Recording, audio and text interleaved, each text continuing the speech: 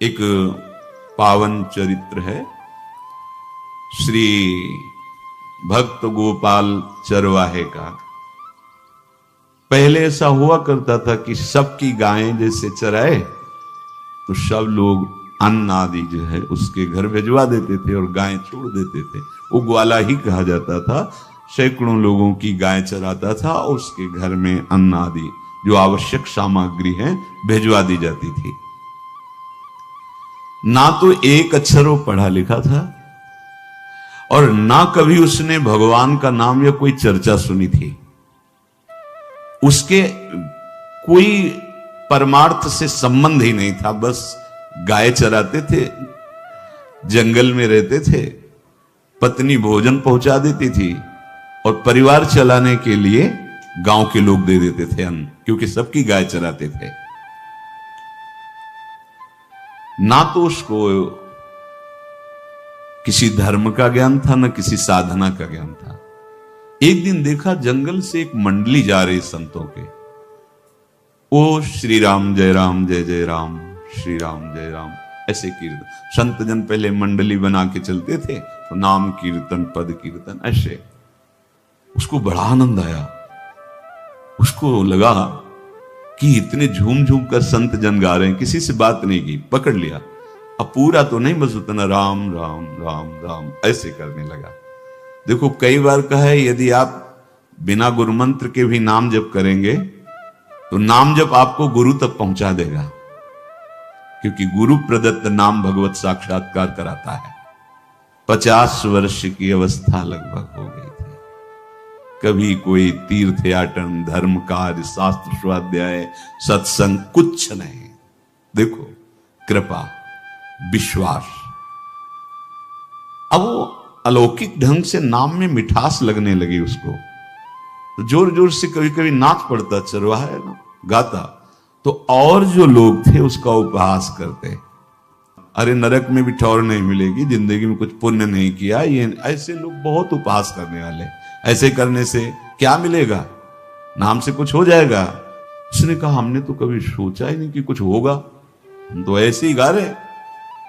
पर ये लोग उपहास कर रहे हैं, क्या गलत है क्या ऐसा गाना? जब तक दृढ़ ज्ञान नहीं होता तब तक माया फिसला सकती है।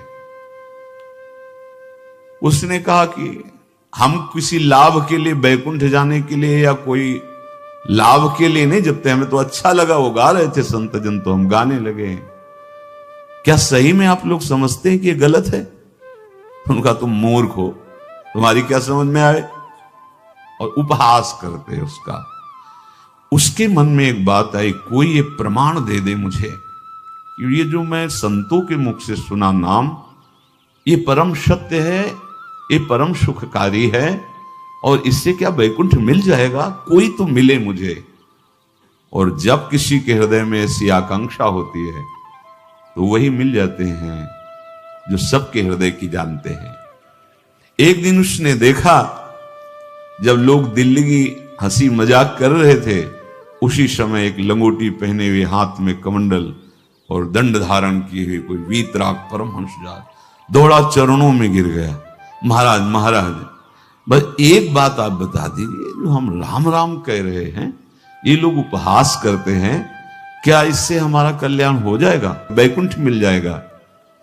तो उन्होंने कहा बेटा ये बहुत मंगल में भगवान का नाम है, पर हमें लगता है कि तुम्हें गुरुदेव की आवश्यकता है। यदि तुम गुरु कृपा पात्र बन जाओ तो इन उपहास करने वालों की बातें तुम्हारे मन में नहीं लगेंगी और निश्चित तुम्हें भगवत साक्षात्कार हो जाएगा। तो पैर पकड़ लिया और कहा महाराज आप ही गुरु बन जाओ ना हमारे, आप ही हमें मंत्र दे दो। तो उन्होंने कहा हम तो तीर्थ यात्रा में हैं, ऐसा हम नहीं कर सकते, पर यदि तुम भगवान से प्रार्थना करोगे तो तुम्हारे कल्याण के लिए सदगुरु प्राप्त हो जाएगा। इसलिए जैसे कोई पूछते किसको सदगुरु बनाऊं, हम कहते किसी को नहीं, पहले भगवान को मानो, श्री हरि को, जगत गुरु श्री कृष्ण को, फिर उनसे प्रार्थना करो कि यदि आप आवश्यक समझते हो कि सदगुरु के रूप में आप आकर के हमारा कल्याण करेंगे तो मुझे पहुंचा दो। या आप स्वयं आ जाओ। मैं नहीं खोज कर पाऊंगा, मेरी वो दृष्टि नहीं है कि मैं किसी महापुरुष को पहचान सकूं। मैं तुमसे सत्य कहता हूं, सदगुरु की जो शरण में हो गया तो उसके जीवन नौका की डांट सदगुरु अपने हाथ में ले लेते हैं।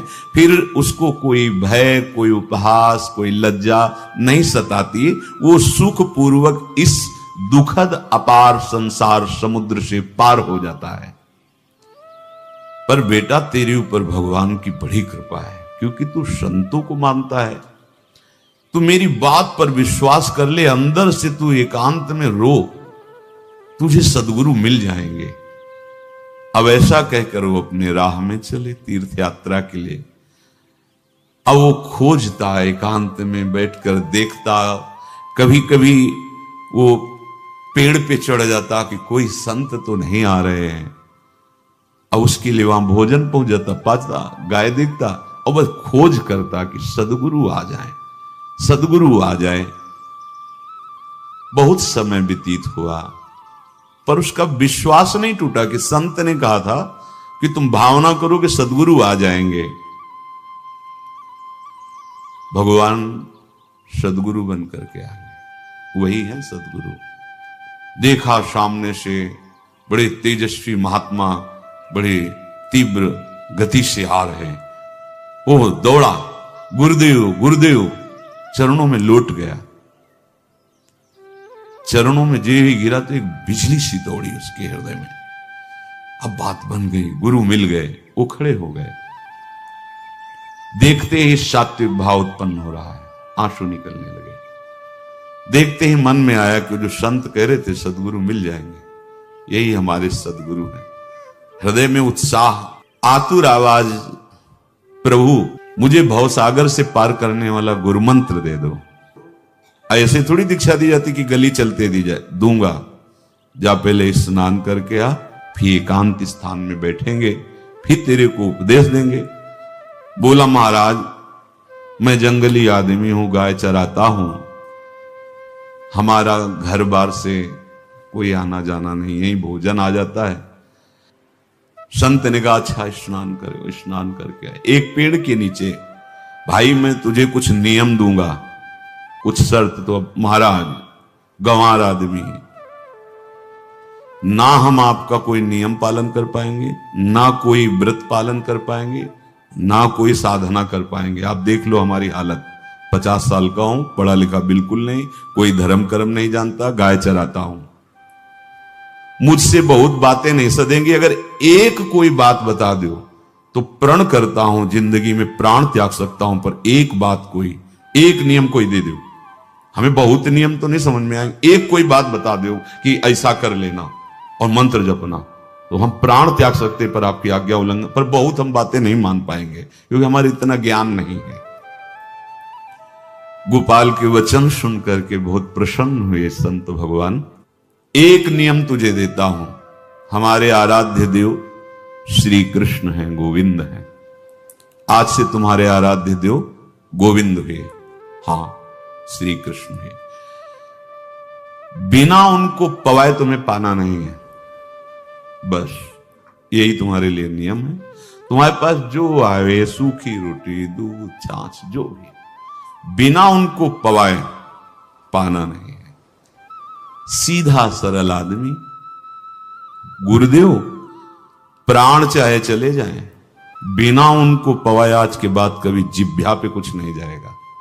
ऐसा गुरुजन आदेश करते हैं वैष्णव मार्ग के पथिकों को कि जल भी बिना अर्पित किए मत पियो। अगर आप बिना अर्पित किए पीते हैं तो आपकी बुद्धि में इष्ट देव के प्रति ममत्व तो नहीं आ पाएगा, नहीं आ पाएगा। अब तो गोपाल नाच पड़ा कि गुरु मिल गए, गुरु मंत्र मिल गए और इष्ट का पहचान मिल गई। उसी समय घर से भोजन आया, वही कभी चटनी रोटी, ऐसे ही बैठा एकांत वृक्ष के नीचे। आओ गोविंद भोग पाओ। अब गोपाल विचार में लगा कि आ तो रहे हैं ही नहीं, और गुरुजी ने कहा बिना पवाए पाना नहीं। पूरा दिन व्यतीत हो गया।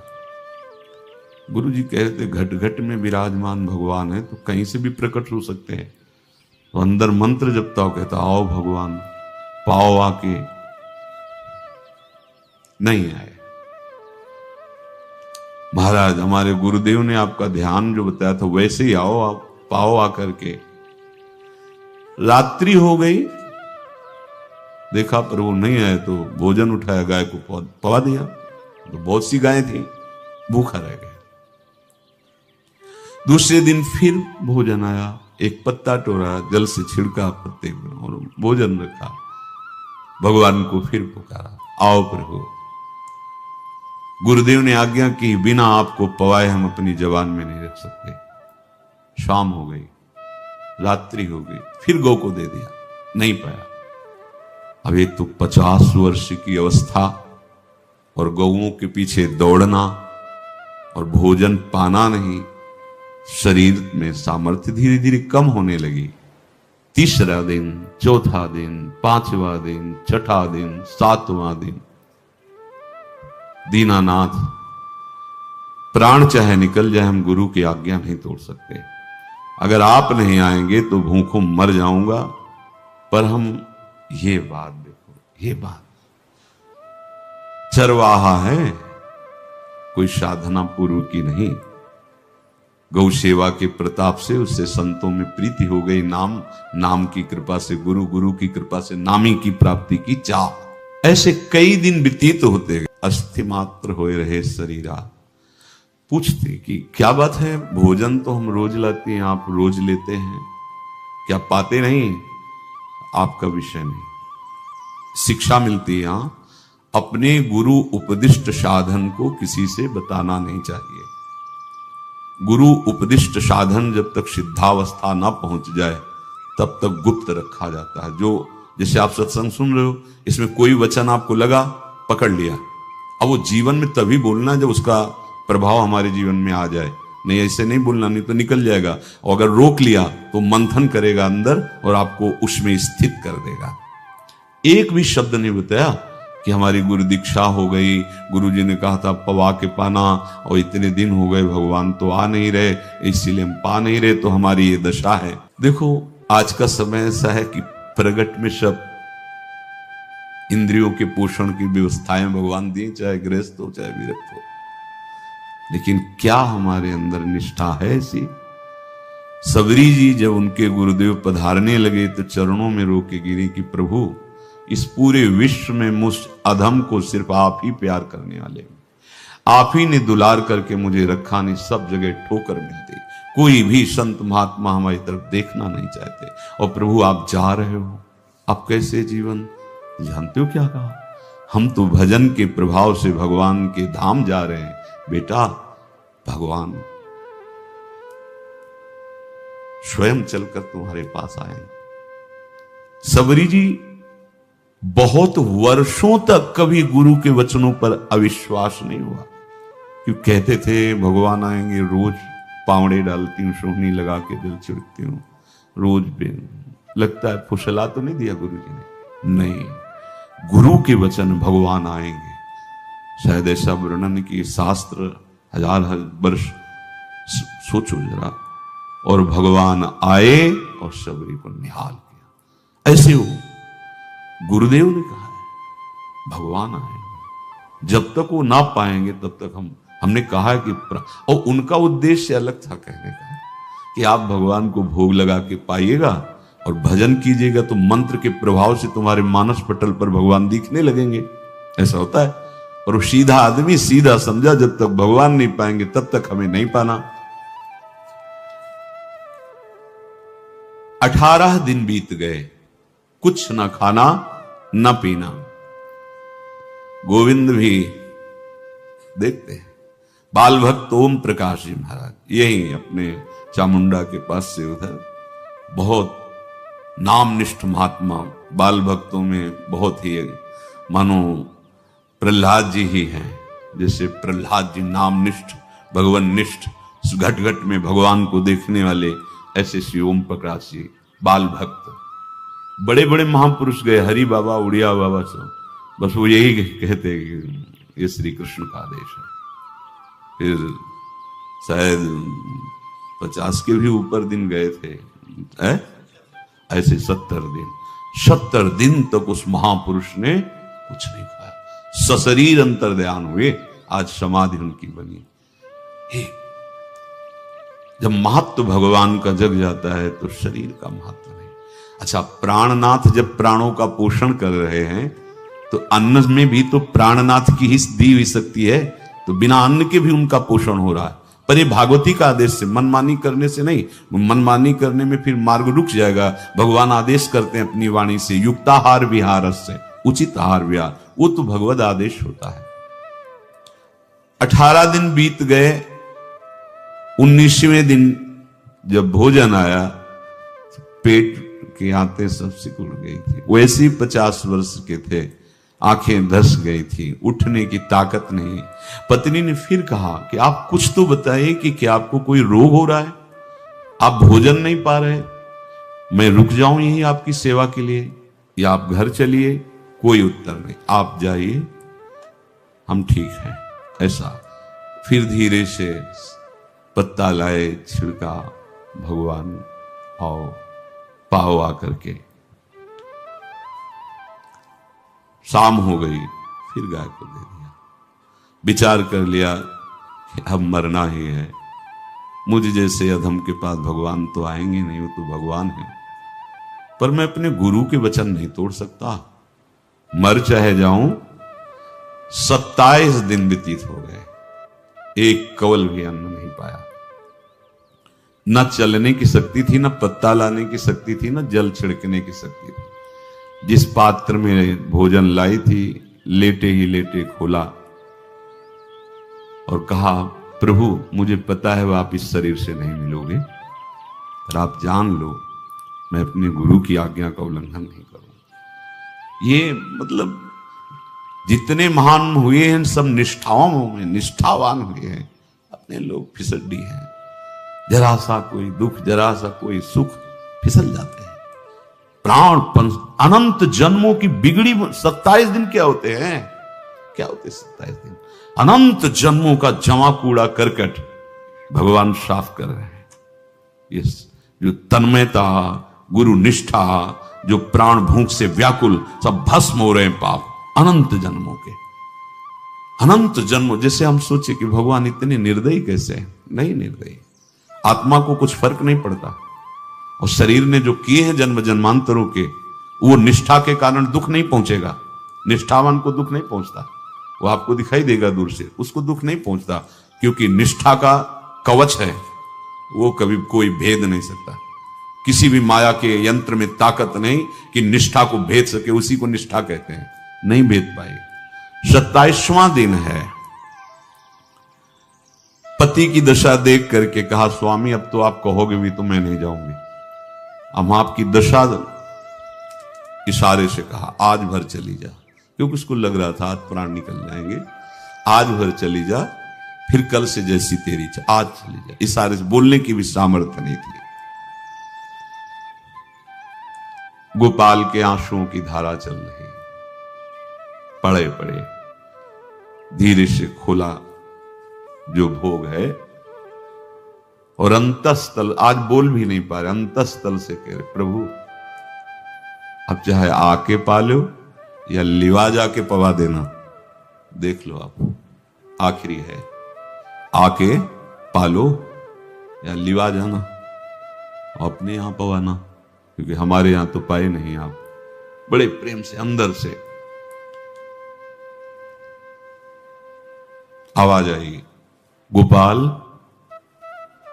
आंख खुली, क्योंकि बोलने की हिम्मत ने, ये अंदर से प्रार्थना की थी, गोपाल वो अमृतमय। गुरुदेव ने कहा था कि उनकी वाणी से अमृत बरसता है। एकदम आंख खुला, देखा वही पीतांबर, वैसे मोर मुकुट, वही मुरली, वही करधनी, वैसे नूपुर, वैसे ललित त्रिभंगी। गुरुदेव ने जैसा वर्णन किया था वैसा ही सुंदर रूप गोपाल के सामने। प्रभु मुखमंडल की मनोहरता देखकर निहाल हो गए, ए निहाल कर देंगे। थोड़ी पीड़ा सहना सीखो, सहत सहत बाढ़े भगति, ग्रहतन गुरुहितगार, ग्रहतन गुरुहितगार हार अपनी करिमा। सेवक जी कह रहे हैं, देखो गृह तन गुरु हित गार हार अपनी कर, तन मन प्राण गुरु वचनों पर न्यौछावर, जो भी सहना पड़े सहूंगा। मिल गए प्रभु, प्रभु दूर नहीं है। प्रिया प्रीतम बहुत कृपालु हैं। मानो करोड़ करोड़ काम की सौंदर्यता को हे करते हुए प्रभु के लावण्य का प्रकाश हो रहा है। मनहारिणी मुरली, जैसे कहा था अधरों में वैसे अधरों में विराजमान। अच्छा, खास बात ये, ना कोई गाय देख पा रही, नहीं कोई और चरवाहा देख पा रहा है। ये भगवान, जैसे इस सभा में किसी से बात करें भगवान, किसी से मिले तो पास बैठा व्यक्ति भी नहीं देख पाएगा, ना जान पाएगा, क्योंकि प्राकृतिक इंद्रियां, प्राकृतिक शरीर, और वो चिदानंद में, वो तो जिसको दर्शन देंगे तो पहले दृष्टि प्रदान करते हैं। भगवान जिससे मिलते हैं पहले दृष्टि प्रदान करते हैं, तो गुरु रूप से दृष्टि प्रदान। ये जो अंतर में पुकारा ना, वो अंतर दृष्टि खुल गई, सामने देखा। इतना सुंदर विश्व मोहिनी भगवान श्री हरि का ललित त्रिभंगी रूप कि गोपाल की आंखें नहीं टिकी। इतना सुंदर रूप, आंखें भगवान के तेज के आगे बंद हो गई। जो भी बंद हुई तो देखा मानस पटल पर वैसे ही ललित त्रिभंगी। फिर खोला, देखा सामने भगवान मुस्कुराए, सामर्थ्य प्रदान की। देखो अर्जुन के साथ ही तो खेलते हैं भगवान सखा भाव से, रथाक रहे हैं, लेकिन भगवान का विराट स्वरूप देखने की सामर्थ्य अर्जुन में थी क्या? दिव्य दृष्टि प्रदान की। फिर भी कांप रहे थे अर्जुन जी भगवान की दिव्य दृष्टि संपन्न नेत्रों से उस विराट महिमा को देखकर कांप रहे थे अर्जुन। ये तो माधुर्य रूप प्रभु का है। उसने मानो इशारा किया प्रभु को कि हमारी सामर्थ्य में सकिल कर आ जाऊं, नजदीक आप आ जाओ। आ गए, अपना माथा प्रभु के चरणों में रखा, आंसुओं से भगवान के चरणों का प्रक्षालन कर रहा। देखो गांव का गाय चराने वाला ग्वारा, जिसको कोई धर्म कर्म का ज्ञान नहीं, कोई भक्ति का ज्ञान नहीं, कोई शास्त्र का ज्ञान नहीं, भगवान ने फिर उसको उठाया और अपने हृदय, ज्यों हृदय से लगाया, हष्ट पुष्ट स्वस्थ सब, अंतर बाहर पूर्ण, कोई पीड़ा नहीं, कोई दुख नहीं, बिल्कुल तेजस्वी स्वरूप। भगवान की स्पर्श की महान सामर्थ्य है। बाली ने बहुत मारा ना सुग्रीव को, तो कर प्रसाद सुग्रीव शरीरा, जे इस पर सारी पीड़ा गई। भगवान अमृत सावी है, भगवान दिव्य चिदानंद भाव देने वाले हैं। अब तो सुरमुनि वांछित प्रभु की छाती से लपटा हुआ है। ये ऐसा ना सोचो कि ये कहानियां हैं, ऐसा ये सत्य विषय आप भी प्राप्त कर सकते हैं। इसी के लिए रोज सत्संग होता है। जब वो भगवान से लिपट कर छाती में अश्रु की बूंदे, तो भगवान ये था माम प्रपद्यन्ते, भगवान की अश्रुबूंदों से गोपाल का अभिषेक होगा। मानो सुदामा मिलन हो रहा है। जैसे भगवान को दैन्य बहुत प्रिय है। तभी भाई जी महाराज कहते हैं पद में कि बुद्धिहीन बना दो हे भगवान, हमें बुद्धिहीन बना दो। ये जो बहुत बुद्धि चलती है ना, इसके लिए दौड़ भाग है। नहीं, सीधे प्रभु हमारे हैं, हम प्रभु के हैं। नाम जप आश्रय भगवत प्राप्ति निश्चित। भगवान बोले, प्यारे गोपाल अब तो रो मत, देख मैं तेरे प्रेम में पगी हुई ये जो सूखी रोटियां हैं अभी पाता हूं। वो भगवान बैठ गए और उसके घर की जो रोटी थी उसे, देखो मुझे त्रिभुवन का कोई भी भोग प्रसन्न नहीं कर सकता गोपाल, मुझे त्रिभुवन का कोई भोग प्रसन्न नहीं कर सकता। इस बात को समझो।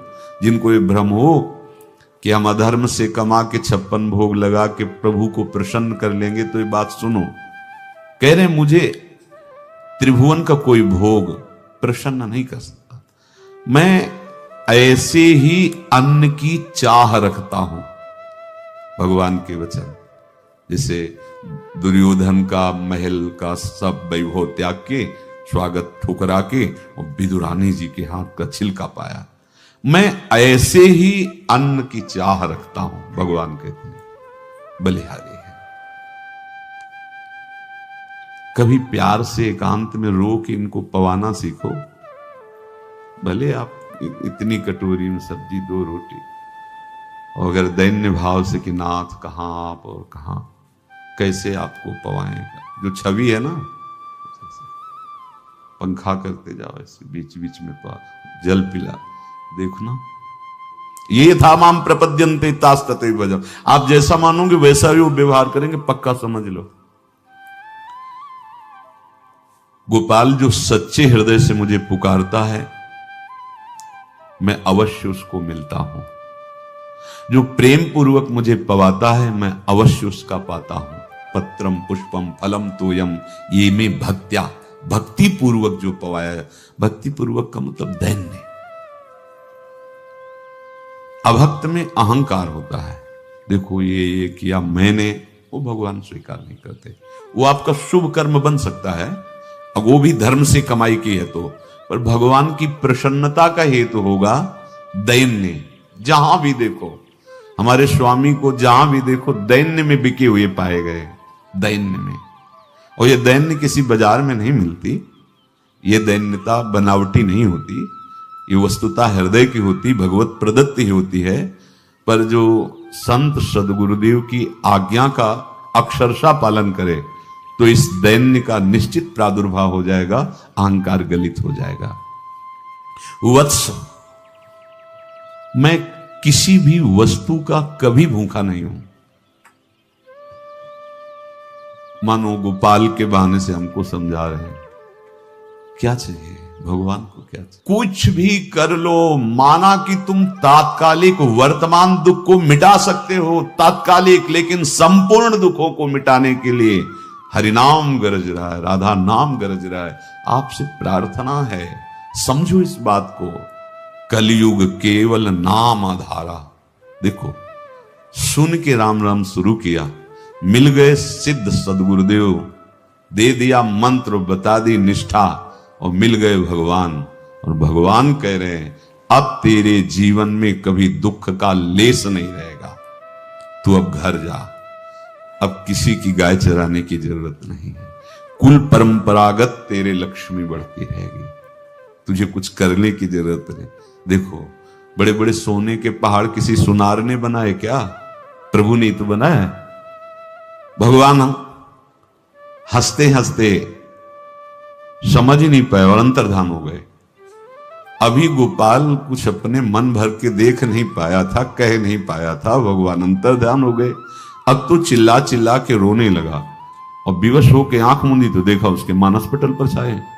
अब तो राजी हो गया कि ये मेरे प्रभु ऐसी जगह विराजमान हो गए, कोई देख नहीं पाएगा, हम रोज बात करेंगे, रोज दर्शन करेंगे। नारायण या गौर श्याम को हृदय निकुंज बसइए।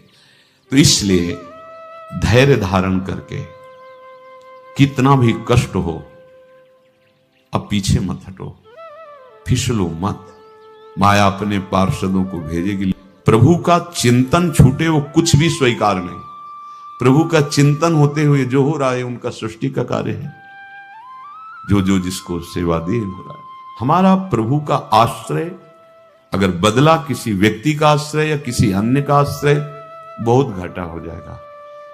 अपने इस मन को देखते रहिए कि प्रभु को प्रथम नंबर में रखता है या द्वितीय नंबर में।